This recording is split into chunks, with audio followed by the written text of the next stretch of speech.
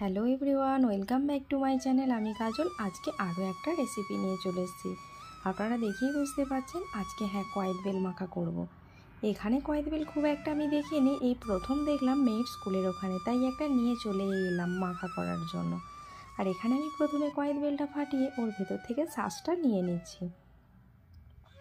আর আমার সোনা কখনো এর আগে কয়েদ বেল মাখা খায়নি, তাই ওকে খাওয়ানোই আমার মেন উদ্দেশ্য ছিল। আর মনে হলো রেসিপিটা আপনাদের সাথে শেয়ার করি, তো আমি বলে দিয়েছিলাম আর সোনা এই কয়েদ বেলটা মাখছিল।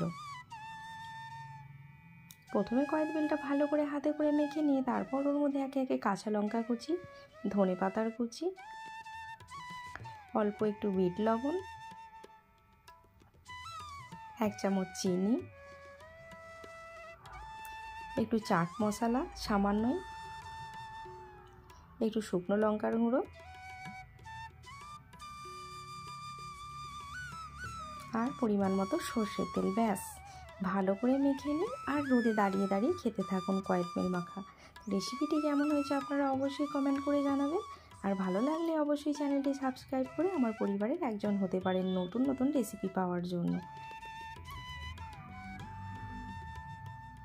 চলুন রোদে দাঁড়িয়ে দাঁড়িয়ে এই কয়েদ বেল মাখা এনজয় করা যায়।